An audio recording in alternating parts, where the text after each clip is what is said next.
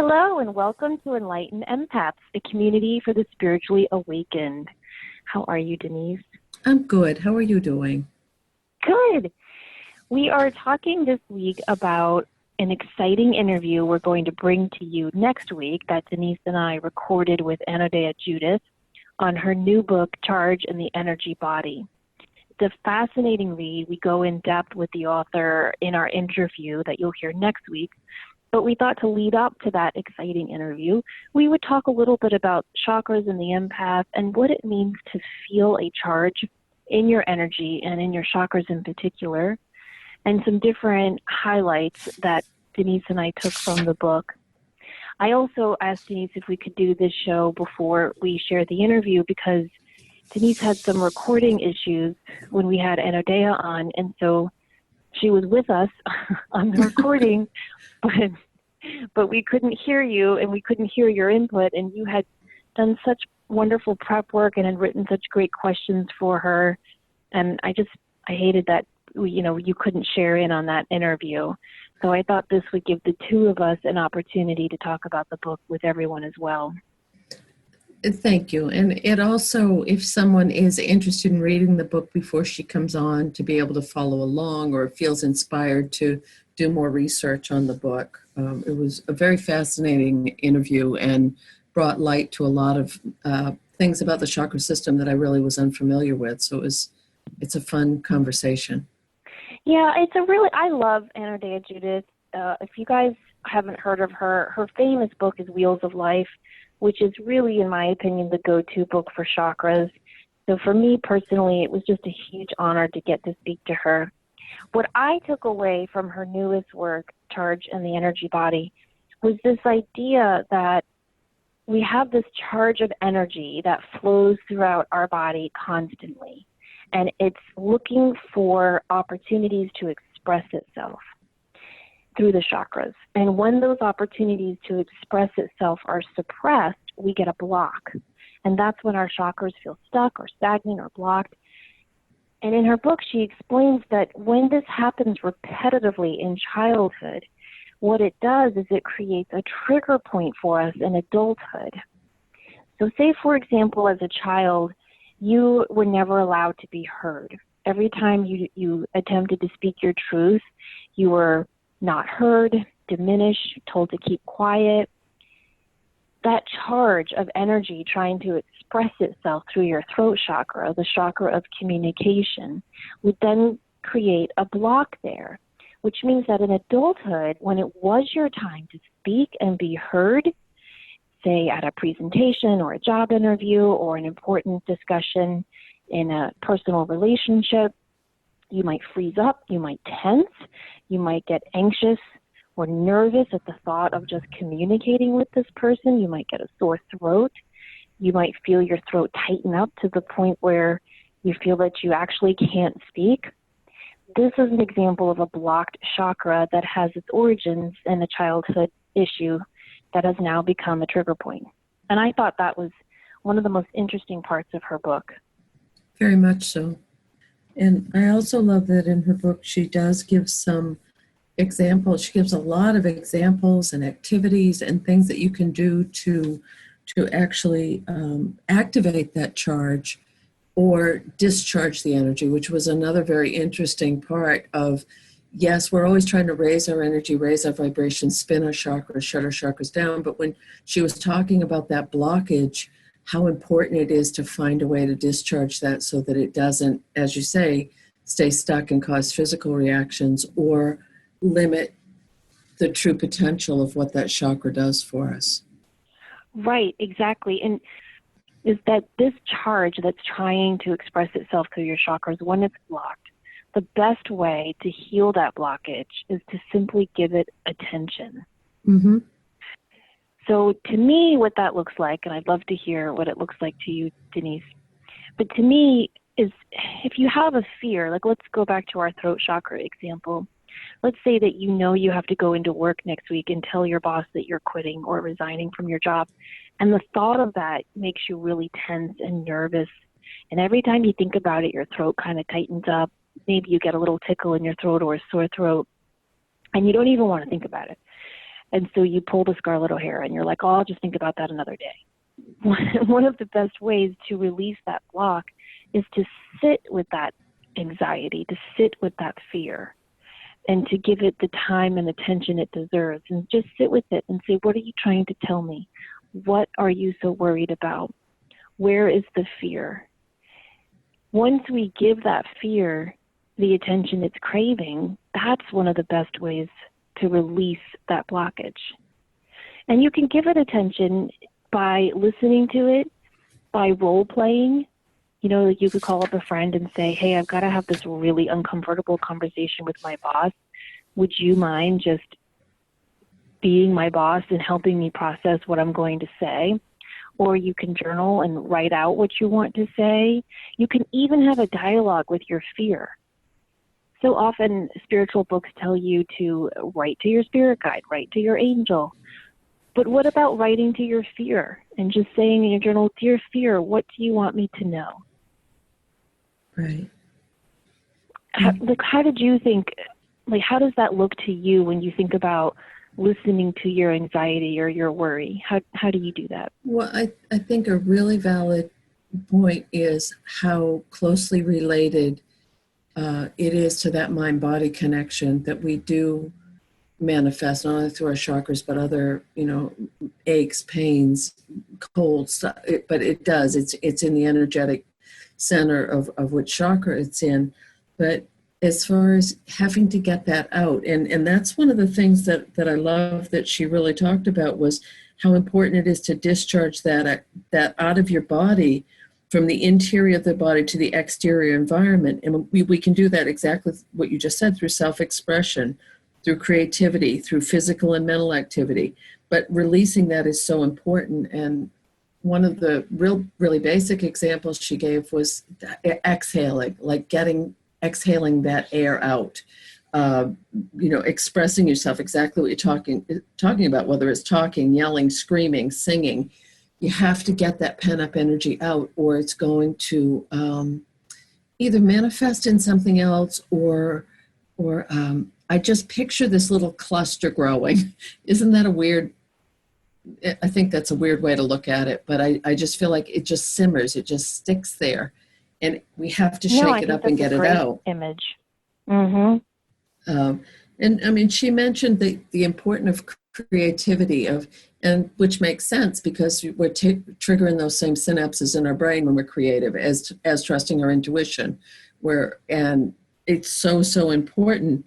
And she did mention that the neutral ones, whether to bring in energy or discharge the energy, would be the traditional things: meditation, yoga, conversation, having a massage, doing body work. Those, you could be using that to fill your coffers, or to release that energy that needs to be expelled, which I thought was very interesting. Yeah, I do too. I do a lot of chakra clearing meditations. Do you do a lot of those too? I do. I don't do enough. I need to do more of those. I mean, I do chakra work every day, but not to the degree that I should be. And well, I think that's a fair answer for everyone, don't you? I think so. But there's a lot of different chakra clearing visuals that I like. Sometimes I will imagine just a white ball of light, coming through the top of my head and going down to my feet and just absorbing like a sponge anything that's no longer serving me. Sometimes I picture just a tube of white toothpaste being dispensed through my crown chakra and just going through my whole body, filling me with light and absorbing things. Ted Andrews, in his book Psychic Protection, has a really great visual that's kind of hard to explain over the airwaves. But he has you imagine a white ball at the top of your head, and you inhale it, and then it pops out to the front of your body, and then you inhale it to the crown again, and then you breathe it into the neck chakra. So if you can picture it, you're making triangles over every single chakra as you inhale and exhale the ball of light. I like that idea, because we know that the triangle is, obviously an important symbol of ascension and protection and connection. So there's a lot of different ways that you can do meditation and visualization to clear your chakras, and I do those. I also love, of course, to use crystals to clear and to open and enhance my chakras. But I think one thing I took from her book, Charge, was about actually just physically, vocally expressing your true self is really the best way to have a healthy chakra life. Right. And kind of put your money where your mouth is. That's very true. That's a perfect way to put it. And she talks about that as far as when things get locked up in your body and we freeze up and we become stiff or we hold our breath or go numb. And that's the sign, those can be signs of having too much charge in your body, too much energy stuck in there and needing to dispel it. But things like anxiety, panic, or rage, or when your rapid heartbeat or not taking full breaths, she equates all of those to needing to discharge that energy.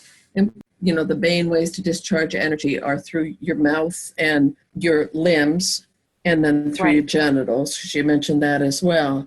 But just how these outpoints, and it made me think of Reiki when you send healing energy through your hands and your hands will get hot when you're the conduit for that. And I thought about that picturing that energetic discharge coming out through your hands or through the bottom of your feet. And so a lot of what she talks about, she phrases it in a different way, but it brings new light to some of the traditional practice.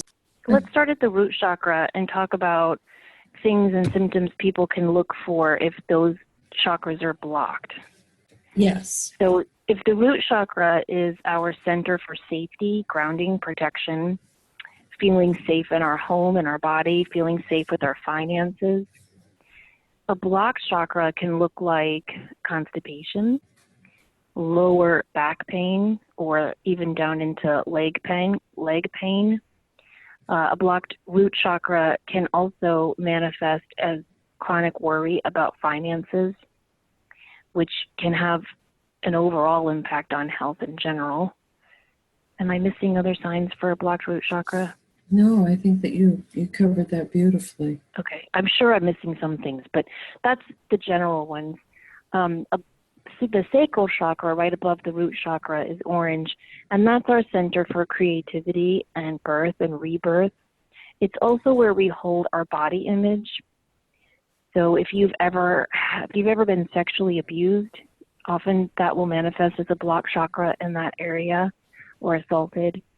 If you have ever suffered from anorexia or bulimia, that will manifest often as a blocked sacral chakra. Writer's block, artistic block, that's another word for a blocked sacral chakra.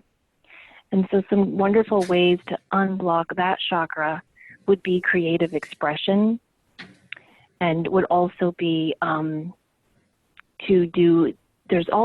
think she outlines them in the book. There's certain yoga positions for each chakra, which are wonderful. There's different hand mudras you can do for each chakra. There's also, with the sacral chakra, in my opinion, one of the best ways to block it is to simply send love to your body. Right. Something that I do that does not come easily to me, but when I'm in the shower, when I'm soaping up my body, I will just say, I love my hands, thank you. I love my arms, thank you for working. I love my legs, thank you. I send love to each part of my body. So important. It really is. And even if you just lay in bed at night and just think about all the stuff that your body is doing without you knowing it, pumping blood and everything that each organ is doing, inhaling and exhaling for you, it's wonderful. So sometimes just sending love and gratitude to your body is a beautiful way to unblock this chakra. And so is dance.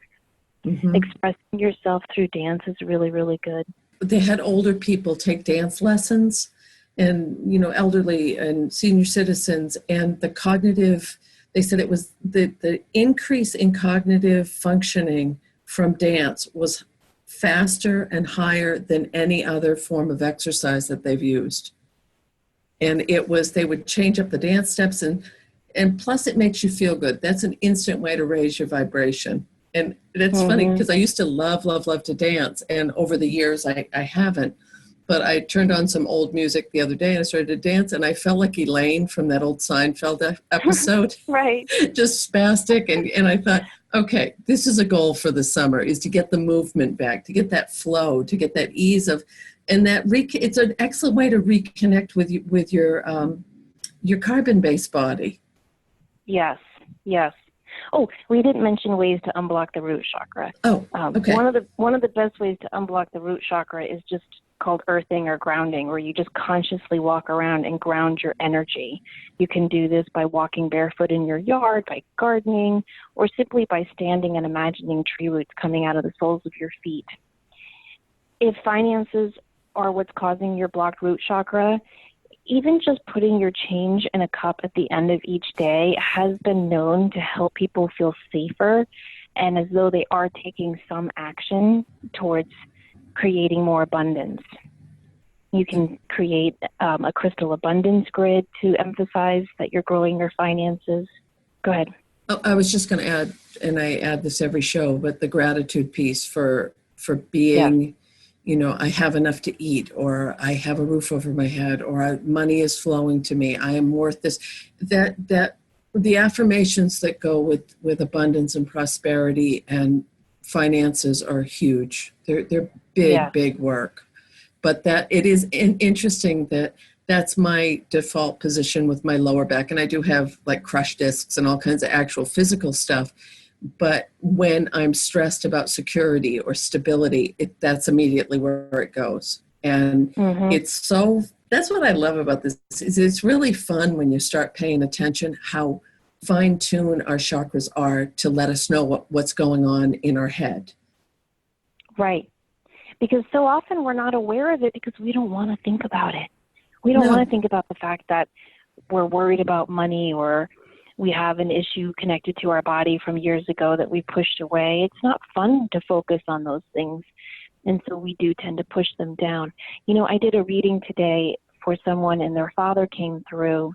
And one of his main messages, he was a good provider for the family. Mm-hmm.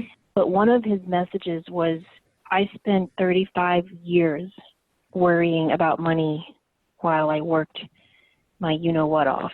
Mm-hmm. And one of his messages was that was his deepest regret, and he wished he had enjoyed it as much as he had worked at saving it. And I just think that's such a strong, important, powerful reminder for all of us. Right. I agree. Anyway, and my other favorite way to unblock this root chakra is anonymous tithing. Mm-hmm. And it doesn't have to be a giant amount. No, it can be $5, $1. Mm-hmm. But whenever you just take a little bit of extra money each week and just anonymously give it to somebody who needs it more than you do, that sends out wonderful ripples of vibrations into the universe. But it also sends your body and your root chakra a subconscious reminder that you still have enough to give. And that's a wonderful way to heal that chakra.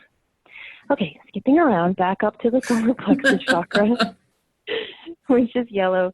This is our seat of our self-confidence, our sense of who we are. It's where we feel confident. It's where we feel our joy. It's the gut, I feel it in my gut, or I have a good feeling about this. So it's also where clairsentience lives. When the solar plexus chakra is blocked, you will often get stomach issues. So butterflies in the stomach, cramps. Sometimes a blocked solar plexus can result in diarrhea. I can't believe I'm mentioning all this. Constipation. Some of you are probably eating your lunch listening to this going, thanks so much, Samantha. But it's one of the signs of a blocked solar plexus, feeling very anxious and nervous in the tummy. So a lot of tummy issues are connected to this. Middle back pain is connected to a blocked solar plexus. And some really good ways to unblock that chakra are to try your best to grow your own confidence, to live your truth, to speak in I statements instead of you statements, to try to not use always and never, like you always do this, you never do that, but to start to speak from your truth. when you spoke to me that way, I felt this, instead of, those, because a lot of passive aggression type of behavior can live in the solar plexus, and that can result in that blocked energy. Dancing is also really good for this chakra. A lot of different yoga techniques are excellent for healing this chakra. Working with any yellow stones like citrine, yellow chalcedony, yellow topaz are wonderful. But I think the best way to unblock this chakra is to just pat yourself on the back as much as you can. Give yourself credit, give yourself the confidence that this solar plexus is crying out for. I want to add a little part to this. When you started this out, you said stepping into your power, expressing yourself. And a lot of empaths, and I've talked to a lot of folks about this and myself as well, we tend to hold weight in that area. And it seems like the last few years, as people have waking up, becoming more sensitive, a lot of folks I've talked to have been struggling with extra weight around their midriff. Also, if you're older, postmenopausal, 50s, 60s, 70s, 80s, you're in that age time of truly reinventing yourself, which again affects that chakra system and the weight gain that often comes. People say, oh, it's just age, it's hormones. But I wonder if there's more of a connection with if you refuse or you hold yourself back from truly stepping into what you came here to do. Can that also be that extra padding that you're putting around yourself to protect yourself out of fear? Sure. Yeah, it's a protection thing. So I agree. I think that can be an important piece of this to keep in mind. Sometimes when I'm working with life coaching clients who are dealing with this, I will tell them to not do a gratitude journal right away, but instead to do a grateful for me journal. Mm-hmm. And every night, just write down 3 things that you're grateful for about you. I'm so proud that I handled this situation at work really well. I'm so proud that even though I was feeling really tired, I was able to do X, Y, and Z today. Whatever it might be. It can be really small things. It can be really big things. But sometimes just writing down or even just saying it to yourself before you fall asleep, 3 things that you're grateful about yourself for can do a lot to empower and unblock this chakra. Right. Well, we'll save that for the next chakra. I'm ready. Okay. The next one is the heart chakra. Color is green. It's right between the breastbone in the center of your chest. And this is our center for love. A lot of people connect this to romantic love. It's not just romantic love. It's all love. It's love for yourself. It's love for humanity. It's love for animals, for the earth, for plants. It's love. It's all of your relationships with your family of origin, with the family you created, with your friends, with your coworkers. So it's all relationships are there. When we have a blocked heart chakra, often this is where we get panic attacks that can feel like a heart attack. This is often why some people, well, not the only reason why some people have heart attacks, but it's a contributing factor is when we have blocked energy there of either anger or sadness. Now, in most of the metaphysical books I've read, they usually correlate heart attacks with anger, like too much anger. But I think we've all felt a broken heart. I mean, when you're really, really sad, doesn't it, like when I'm really sad, my heart actually hurts. Like you know what I mean? Like I can feel it. Yes. And so I think, and sometimes if I'm really stressed out over a relationship situation, I'll feel an actual weight on my chest. Oh, me too. Like a dull ache. Yeah. I used to call it the sad lump. It was just like this lump of sadness caught right in your heart. Mm-hmm. Just right. Back to Anadea's book again, she has this beautiful chart in the middle of the book that talks about the chakra system, the central issue, all of these things.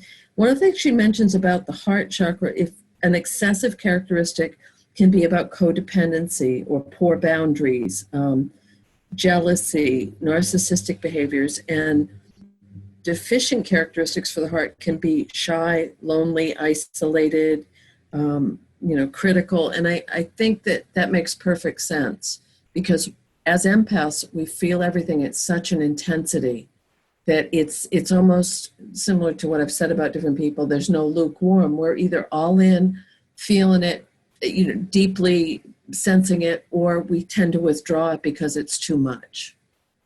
Yeah, and we just kind of pull into what I call turtle mode. Mm-hmm. Just kind of tuck into our shells. There's a lot of good ways to unblock the heart chakra. One of the ways that I think a lot of people tend to resist is to grieve what it is that you're holding on to. Yes. Sometimes when you're so sad, you feel that if you lean into that sadness, you'll never stop crying. Like you'll never get out of it. I'm not a therapist or a psychologist, but in my humble experience, I feel that that's not true. And that grief needs to be expressed in order to heal and move on. And so I do think crying is a very good way to unblock the heart chakra.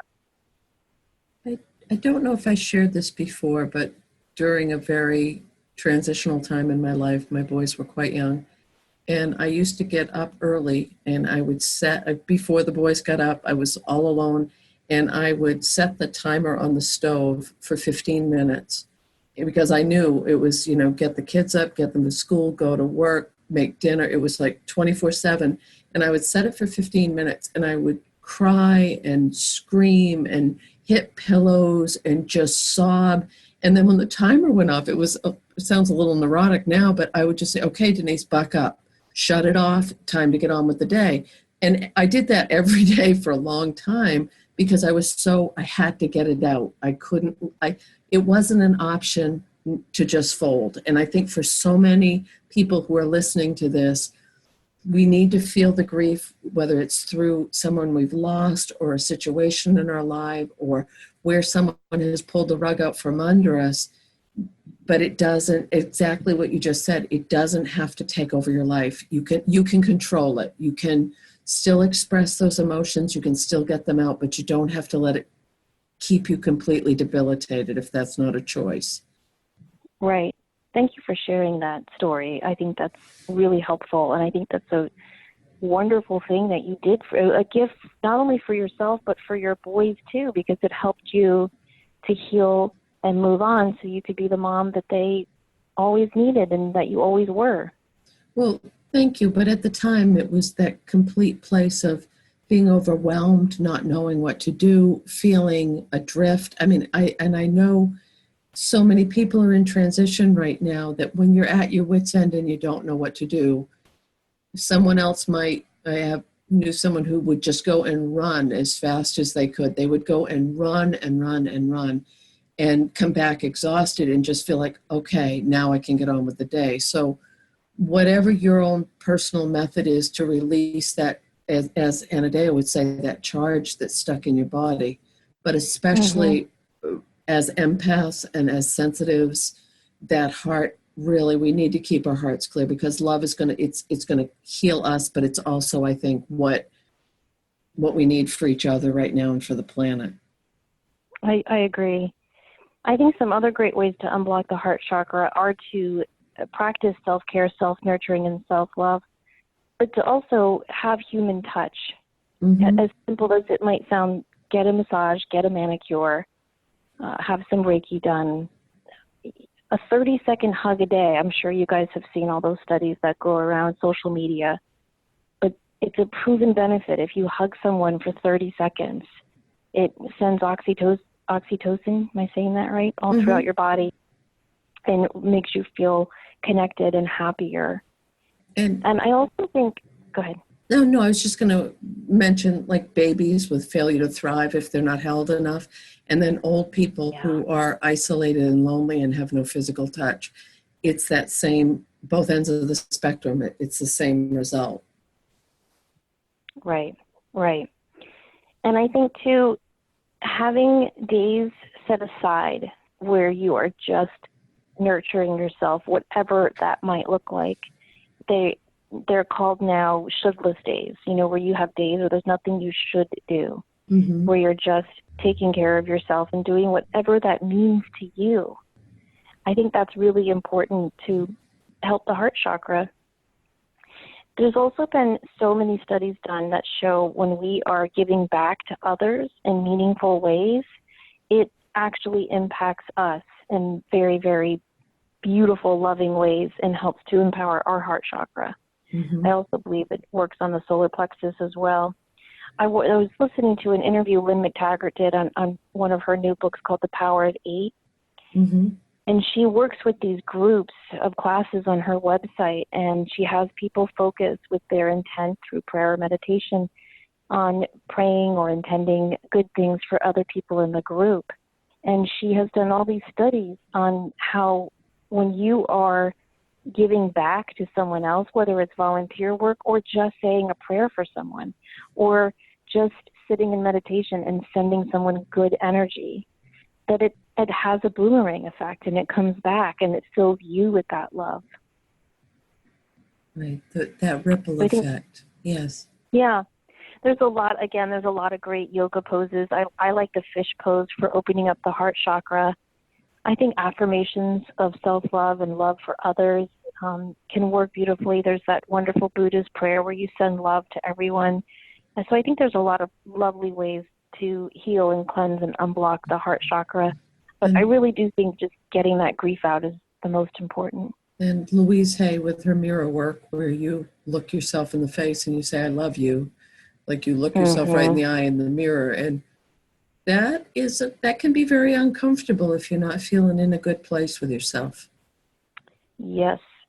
I'm super happy to, and I hope you don't mind that I'm announcing this so early, Denise, but I'm going to. But it relates, I promise. We're having Dr. Northrup on the show this summer, so we're getting ready to interview her. We can't wait.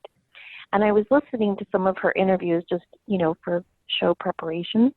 And she was saying how for years she would tell people to do the mirror work that Louise Hay recommends. And then one day she realized, I haven't actually done the mirror work myself. So, I mean, haven't we all been there? Yes. You tell someone, you really should exercise and drink 8 glasses of water a day, then you don't do it. So anyway, she started doing the mirror work, and she said it had this profound effect on her. I don't think she started doing it until she was in her 50s. And I don't know about you, Denise, but sometimes don't you ever get that feeling like, oh, well, it's too late to try that? And it never is. Never. It never is. No. So there's a lot of truth to that mirror work. Okay, and then moving on up to the throat chakra, whose color is light blue. It's at the base of your throat. It's our center for communication, truth, and expression. It's also where clairaudience resides. So when you awaken, cleanse, and unblock the throat chakra, you are also strengthening your ability to hear intuitively, which is always helpful. I think the most obvious expression of a blocked throat chakra is a sore throat or that throat tightening up. I get that a lot when I have to, if I have to speak in front of a group that I'm teaching, no problem. But if I have to speak in front of a group where I'm just relating on a personal level, like I remember I had to read something at a funeral. Oh, my throat tightened up so badly. I didn't know if I was going to be able to share what I had to read. Yeah. So that's how when that throat chakra is blocked for me, that's how it manifests. How does it manifest for you? Same thing. And a lot of times when I'm doing a reading, I'll start get a little dry cough, or my throat will close up a little bit. And 99 times out of 100, it's the person that I'm doing the reading with, there's something they need to say to someone, and they're having a hard time finding the words to express that because they don't want it to be adversarial or acrimonious, and it clogs up in your throat. Or if you've ever been around anybody that has that little dry, they're always constantly clearing their throat. For some people, it can manifest as excessive talking, though, they just always have to talk and have a hard time listening. And I think sometimes for stuttering can also, but I get the same thing. I'll clam up. I won't want to say anything. I'll feel like I can't get the voice out, or I'll get very, very quiet. And people say, what did you say? What did you say? It's just, that's an old throwback. So it ties back into what Dr. Judith talks about with how these are all based in a childhood time frame. So each of the chakras aligns if there's a block or a problem. It aligns with, I think around throat stuff was, if there was the developmental stage would be like 7 to 12 years old. So she suggests going back to that time frame and seeing what was there something significant where you didn't feel like you had your voice or that you couldn't speak up for yourself and be heard. And it usually will tie back to that time frame developmentally, which I think is pretty interesting. As a mother, it kind of freaks me out because I'm thinking, oh, what have I done? But I think that's just normal. Yeah, there's very little we can do about that. You're always going to have that mom guilt, right? Right. I think one of the best ways to unblock the throat chakra is to speak your truth in every moment. And I'll tell you, that's a hard thing, especially for empaths. Sometimes speaking your truth can be difficult because it might hurt someone else. I don't mean if someone comes to work and they've dyed their hair and it looks awful. I don't mean speak your truth by saying your hair looks like crap. I don't mean I mean speaking your truth in ways, little things, like if somebody asks you to do something and you don't want to do it, speaking your truth and saying, that doesn't work for me this week, thanks for thinking of me. Right. I had to have a conversation earlier today, and I've been going back and forth with this for literally months because it just so spot on with what you just said. I didn't want to hurt this person, and I know there's almost a dependence on, it's a weird situation. I don't want to go into too much detail, but I finally just made the statement very clear, very concise, and it was just a simple sentence. And I didn't make an excuse, and I didn't preface it with, I don't mean to upset you, but I just said the simple sentence and let it go. And it did. It felt very different for me personally to say that from a place of, I'm not going to explain this. I'm not going to negate it. I'm not going to try to make it okay for everybody else that I'm talking to. I have to do this for me. And I think for those of us who are, stepping up to the plate and finding our voice or moving in a new direction, it's vital. It's vital that you find a few things that you can just feel so solid about and build that foundation for the other things that are to come. Yes, I agree. And I think it's important, you mentioned motherhood before, I think it's important for parents to model this for their children.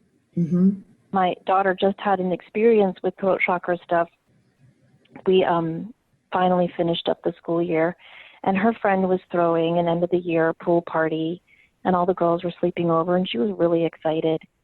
And that afternoon, a woman that she babysits for often, who she loves the kids, she loves to babysit for them, texted and said, I'm so sorry this is last minute, but can you please babysit from 8 to midnight?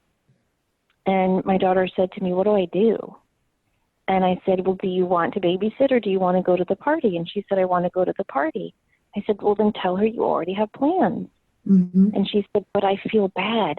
And while we were discussing this, the woman texted, please, I'll pay you double your normal hourly rate. Oh, no pressure and my there. Daughter said, I know. My daughter was like, oh, what do I do? And I said, honey, stand in your power. If you want to go to the party, simply tell her, I have plans. I would love to do this again, but tonight I have plans. And she did. And she felt really good about it. And I tried to reiterate it in the morning when I picked her up from the sleepover. I said, did you have fun? And she said, oh my gosh, we had so much fun, blah, blah, blah. And I said, aren't you glad you didn't babysit? And she said, yes, I'm so glad I didn't babysit. And so it's a very small example, but those little things, it's how we teach ourselves that we matter. Oh, see, I don't think that's a small thing at all. I think that's a big thing for, she's 17? 16, to be gifted with that, I can do this and it's okay and I'm not responsible for everybody else. That's beautiful. Congratulations to you. Yes, that's incredible. Even when we're pressured, sometimes people do that. They'll pressure us into, doing something that we don't want to do. And so we have to always speak our truth in every situation. And I think too, I am speaking from the situation that I'm still working on, because one of the things I'll do in a friendship, if someone does something that kind of bothers me or hurts my feelings, I will choose not to say anything about it because, oh, I don't want to start anything, or I'm probably just being sensitive. And then those little things build up. And to me, that's an example of not speaking your truth. I think it's important in a friendship, a work relationship, a family relationship, a romantic relationship, to speak up in those moments as well. You know, It kind of hurt my feelings that you didn't show up for blah, blah, blah. Or if someone says something that's kind of critical, but it's couched as not critical, what do you mean by that? I'm not sure if I'm taking you, if I'm understanding you clearly. I think it's important to always speak your truth in those moments. I think that's the best way. But obviously another great way to unblock this chakra is simply singing. Yes. Nobody wants to hear me sing, I'll tell you that. But you can sing when no one's around if you have a terrible voice like I do. You know, what just popped into my head? Little kids do this instinctively. When they're frustrated, they just open their mouth and they expel noise. And it just might be like, it might be, and haven't you ever been so frustrated that you just you just make that, just let it out? I do it in the car sometimes. I don't do it so much out in public anymore, which is probably a good thing. But I think just releasing that so that it doesn't, it doesn't get stuck. But this is going to sound way over the top, but it's almost a primal thing. It's something we instinctively know to do, but we're so conditioned not to. Little kids will do it. They'll just burst it out and then they're fine. So I think we can learn a lot from little people. I agree. And chanting is a great way to clear the throat chakra. The cobra position in yoga is a wonderful throat chakra clearer. Now, if we move on to the third eye chakra, which is right between your eyebrows and up about a half an inch in the center of your forehead, this is indigo in color, and it's where we hold our intuition. It's our connection to our intuitive self, but it's also, we always think of the third eye chakra as, ooh, that's where you're clairvoyant and that's where all the psychic fun stuff happens. But it's also our sense of control. So a lot of people who feel a need to control every situation will have a blocked third eye, which can manifest in headaches, migraines, headaches, tension headaches, temple headaches, upper neck pain is a sign of a blocked chakra here. Nightmares, hallucinations, difficulty concentrating. Just as an interesting, because I've worked with my real life, as I tend to call it. I used to work with severely emotionally disturbed students years and years ago. That's not even technically what we're supposed to say anymore, but this was back in the day. And I was teaching a class of, I think it was a self-contained 4th to 8th grade, which just the logistics of that alone, to put 4th graders through 8th graders in one room. But anyway, and we were talking about something, and every single kid in that room had a frontal lobe injury. Every single one, because we were talking about brain development and all these things. Wow. And everything, whether it was from trauma or blunt force or whatever it was. And not only is that your third eye, but that's your emotional center of your brain. That's where we process emotions. So that's always stuck with me, that all of those children who had such severe emotional processing issues or behavioral issues had all had a frontal lobe injury. And that would smack you right in the third eye. Yeah, that's so true. Well, I think some good ways to unblock the third eye chakra would be to surrender the need to control a situation. That's a lot easier said than done. but often just thinking your way through it. Really just think, if there's a situation and you're trying to control it, you're trying to control every aspect of it, sometimes just thinking through it and saying, okay, I have no control about the weather on this day. I have no control over what my boss is going to say when I do this or ask for that. I have no control over how this person is going to respond when I do this. Just talking yourself through it and reminding yourself what you do have control over and what you don't have control over can be a really simple first step in learning to let go of that need to control. That's a good tool. It's a very good tool. And another good way to unblock this chakra is to start to awaken your third eye, start to focus on your intuitive development, particularly clairvoyance. So visualization techniques are really great for awakening and unblocking this chakra. Guided meditations, staring at a candle flame, or just doing simple intuitive development exercises, and learning to trust and follow your intuition is a great way to unblock, in my opinion, all the chakras, but especially this one. Very good point. And I like to just lay down and meditate and put a stone over my third eye. Like I like to put an azurite or labradorite over the third eye to help cleanse it. I do, well, I've shared this, that I do a prayer and ritual, and that's one of the things that I do. You've actually held the stones I do it with, the rose quartz and the amethyst. But when I'm getting ready to do a reading, I hold it on my, I do this prayer. But then that's one of the things that I do is I touch my third eye with both of the stones to open that up, and to just ask to please show me clearly the signs, symbols, pictures, and memories that will most resonate for the person that I'm talking with. And I think so much of this is building relationship with our bodies, with our energy, with who we really are. And we can tell you all these techniques and you can tweak them to make them yours. And once you make them yours, they work so amazingly well for you because you've developed it. It's between you and spirit, or you and your energy body. And I think that's make it yours, I guess, would be my big push on that. Thanks for emphasizing that, because that's really important. There's got to come a point in anything you're learning to do, but especially in spiritual development and personal development, where you do all of the studying, you learn, you might choose a mentor or two, but at some point you've got to break away from all of that and take all the pieces that you've learned and put it together and make it your own.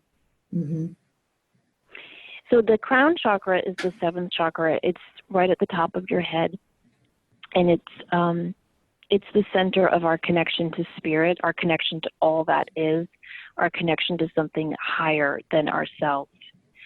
I think a blocked crown chakra manifests as that awful word depression, that sense of stagnation, lacking a purpose, that sense of what am I here for?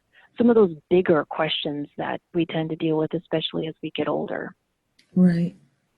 It can also be getting too much in your head, like being overly intellectual about stuff, and I think sometimes spiritual addiction, like if you are so addicted to spirituality that you're forgetting that you're actually a human being on the planet, that can show up with stuff in your crown chakra as well. I agree. And I think also this can show up in a crown chakra when you give your power away. How many times have we had clients call us for a reading and they want us to tell them what to do? Right. And that's not good. That's not. My daughter used to have a saying when she was a little girl, and she would say, "That's not okay." Like if she was going to do something, she'd stop herself and go, "That's not okay." And that's what I'd like to say to that. If you're relying on someone else, whether it's a therapist, a lawyer, a psychic, what have you, a doctor, always telling you what to do, and you're putting all your power and faith into them, I think it's great to get advice from people. I really do. Yes, I agree. I think it's wonderful to get second opinions and third opinions and whatnot. But at some point, you've got to dictate the reins of your own life. And I think that can manifest as a blocked crown chakra when you don't. I think too, when you have those dark nights of the soul where you're questioning your faith, you're questioning what you believe in, you're questioning yourself, I think all of those can block your crown chakra. So I think it's kind of big stuff. Just as Yes. the root chakra is big stuff about the earth, like not feeling safe in your home or safe in your body or safe at work or safe with your finances. I think the crown chakra is big stuff with spiritual and global issues. And so they all need to be addressed. Well, And some of the best ways, go ahead. oh no, I just wanted to add in really quickly. Out of all the chakras, you know how I had said earlier that Dr. Judith said this happens from 0 to 6 months, and this is 7 to 12 years old. The crown chakra she labels as throughout your entire life. That it can continually impact you throughout your life, and it's not just based in a childhood wound or trauma, which I thought was interesting. Mm-hmm. So anyway, Can't you sorry to see that? interrupt. I wanted to add something. A lot of people talk about crown chakra issues when they hit middle age. So say, for example, when your kids leave the house and you're done raising your kids, a lot of people have this crisis of spirituality. What's my purpose now? When people retire, I think they have often this crown chakra crisis of, what do I do now? What was it all worth it? But an age where I think crown chakra issues come into play that a lot of people don't talk about enough are the 20s. Yes.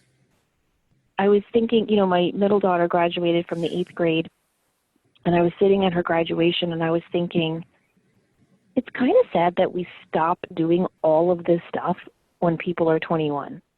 I think I was just sitting in that assembly thinking about how many assemblies I've sat in, and I was thinking how we really cheer our young people on at every step of the way, and we guide them so specifically. You go from elementary to middle to high school and hopefully to college and maybe to grad school or law school or on and on. Once you're done with all of that, we're like, good luck, sister. You're on your own. And there's no more cheering or championing on. You're just kind of on your own. And so I think the 20s can be such a wonderful time of independence and autonomy, but it can also be a terrifying time because there's nobody there to tell you what to do or to cheer you on. And again, I know I've said this before, but I just think it's so important. 0 to 6, 18 to 24. There is no other 6-year period that you're on the planet that you're going to change as much. Those two little 6-year segments. And, right now, it's interesting you brought up people in their early 20s, 17 to 22, 23. It's so different and so tumultuous for so many young people right now, and getting mixed messages and trying to navigate a world that really doesn't have a game book anymore. Right.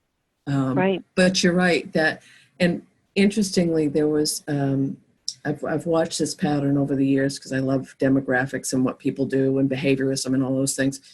But for some people who were all that in high school, they were, most popular, king and queen of the prom, captain of the, and then they leave and that ends. And that's a very, for some, there's a real fragility to that of, okay, who am I now that I'm not, the top of the heap in high school. And we need to instill that in kids and in each other, whether we're 30, 40, 50, 80, it doesn't matter, that please just be who you came here to be. It makes it so much frigging easier. I agree. Very well said. As chakra, you do have to start to focus on who you are and why you are here. And I think you need to start to define yourself not by your labels. Yes. I am a psychic, I am a mom, I am a teacher, I am a this, I am a that, but by who you are intrinsically. If everything were stripped away from you today, what would you still know to be true about you? And when you start to dive deep into those answers, I think you not only unblock this chakra, but you awaken and empower it as well. Mm-hmm. And figuring out what the hell you believe in. Right. It can change over time. Yes, and that's okay. And I think a lot of people experience guilt when they start to change who and what they believe in, and they start to doubt or question. And And all of that is okay, and giving yourself permission to really look at, okay, who am I praying to? What do I know about this to be true? Is this serving me? And to really start to find those answers instead of Right. waiting for a crisis of conscience to force you to find those answers. I think always being on the seeker's path is really important. And then finally, because the crown chakra is all about connection, connecting yourself to something bigger than yourself is always going to be a great strategy. Whether it's a church, a synagogue, a temple, or a volunteer organization, or even just, being a person that people in your family can go to, but just feeling connected to something bigger than you. Or connecting with earth energy, or, sending healing energy to the ocean, or, it can manifest in many different ways. And again, that comes back to what aligns with you. Where do you feel like your connection to divine is so strong that it's emanating out as well? Which goes back to the Anodea piece about, discharge and recharge. Yes, exactly. So those are the main chakras. There are other chakras, and a lot of people believe in a higher 8th chakra, but we're just going to cover the main chakras. And I think it's just a good skill in life to learn your chakras, to learn how to feel your chakras, and to start to consciously work with them on a daily basis. I recommend starting with Anodea Judith's book, Wheels of Life, but I also think you can just start with her book, Charge, because she goes through the chakras in that book as well. And there's a lot of good exercises in there. She mentions a lot the tapping. Yes, emotional freedom technique. Thank you, EFT, yes. I have never tried that. Have you tried that? I have, and it's funny because that's one of those things that keeps consistently showing back up in my life, and I've never made the commitment to doing it. But when I have done it, I have had results. But I'm actually sitting here looking at the book on the shelf that's mocking me, and the Nick Ortner book on the tapping solution. And I know that everything I read, all of the people that I respect in the juju world, that the science behind it, you're hitting the meridians, it makes perfect sense. But it's making that commitment to myself to actually do it. To learn how to do it, yeah. And for me, it's to learn how to not feel silly tapping a certain part of my arm 25 times or whatever. I need to get through that. But you're right. Everyone who does it really does claim that it works, and she talks a lot about how to do that in her book, which is great. Anything else you want to add about the chakras before we close out? No, I think we covered a lot, and it is an amazing reference book because it's something that you can go back to. You can read little brief chapters. You can, pick and choose what you like to read, but it's an absolute wealth of information. Yeah, so please tune in next week when you'll hear me interviewing Anodea Judith on her book. She goes into a lot in depth. You know how sometimes you interview people who've written a book and they're like, well, you can read that in the book. I'm interviewing you. She does not do that. She talks a lot about some excellent points in her book. And at the end of the interview, she makes some really poignant comments on chakras in terms of our global connection, which I found very illuminating. So we hope that you enjoy that.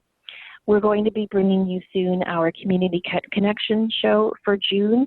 So if you have a question or a story that you would like to share with us and all of our listeners, you can send it to us at enlightenedempaths@gmail.com, or you can message us on Facebook, Enlightened Empaths. We'd love to hear from you and connect with you in those two ways.